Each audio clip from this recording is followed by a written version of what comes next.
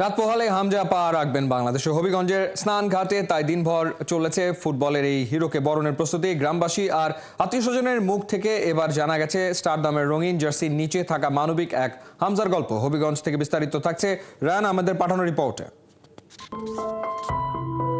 বাংলাদেশ ফুটবলের ধুঁকতে থাকা শরীরে প্রাণ সঞ্চার করতে হামজা আসবেন।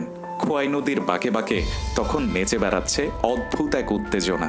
হবিগঞ্জের স্নানঘাট গ্রামের মোড়ে মোড়ে তখন শুভাকাঙ্ক্ষীদের বিরাট সব তরুণ।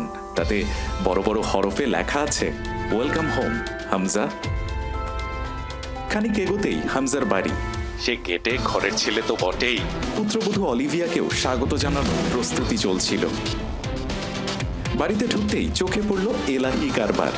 আইন শৃঙ্খলা বাহিনীর লোক তো বটেই, হামজাকে ভালোবাসা গ্রাম ভর্তি মানুষ যেন হাজির হয়েছে তাকে বরণের প্রস্তুতি দেখতে। মুখে হাসি নিয়ে সবার সঙ্গে কুশলাদি বিনিময়ে ব্যস্ত তখন এই মিডফিল্ডারের গর্বিত বাবা। তবে অসাধারণ হয়েও হামজা সাধারণ। স্টারডম যেন ছুঁতে পারে না তাকে। আমার গ্রামে আসবো আমি, আমাকে দেখতে আসবে মানুষ। যদিও আমি আমার একটা নিয়মের ভিতরে থাকতে হবে, আমি মানুষকে বাইরে বাইরে যেতে পারবো না, মানুষ আমাকে দেখতে হবে।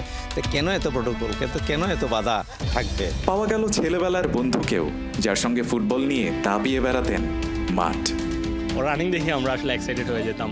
ইভেন আমাদের সাথে খেলার সময় আমরা যখন ওর সাথে ফেস টু ফেস হইতাম, ধাক্কা টাক্কা লাগতো, কাইন্ড অফ লাইক যে তখনও ফিল হইতো যে সামথিং ইজ গোয়িং অন। তার বাবার মুখে শোনা গেল ইউরোপে দাঁড়িয়েও বুক চিতিয়ে ফিলিস্তিনের পতাকা গায়ে জড়ানো হামজা অদম্য, ভয় পায় না অত্যাচারীর রক্ত চক্ষুকে। ওকে জিজ্ঞেস করলাম যে তুমি এটা করতে পেলা আর কি মনে করে করলাম। আমি মনে মনে নিয়ত করছিলাম যে যদি আমরা উইন করি, যদি উইন করি তাহলে এই আমি ফ্ল্যাগটা নিয়ে ঘুরবো, প্রতিবাদ জানাবো যে তারা যাতে ফিলিস্তিনের উপরে যে এই আগ্রাসন তারা বন্ধ করে এই জন্য। অন্যায়কে অন্যায় বলার মতো দুর্বার সাহসী হামজার কোমলতার গল্প খানিক বাদেই তার চাচা জানালেন অকপটে। শুধু মাদ্রাসা এতিমখানা না, ও হামজার অর্থায়ন এই এলাকার মানে হতদরিদ্র অনেক ফ্যামিলি আছে। ওই ফ্যামিলিকেও আমাদের হামজার পক্ষ থেকে টিন, কোনো সময় ঘরের টিন দেওয়া হয়, কোনো সময় টিউবওয়েল দেওয়া হয়, কোনো সময় ওই যে খাবারের আয়োজন করা হয়, এইরকম আর কি। আমার পেছনে আপনারা লাল নীল বাতি জ্বলতে দেখতে পাচ্ছেন। হামজা চৌধুরীর আলোটা এর থেকে অনেক বড়, অনেক গাঢ় এবং অনেক বেশি। ইপিএল এর একজন সুপারস্টার ইপিএল যখন থাকেন তখন তার ভ্যালু থাকে $1 মিলিয়ন।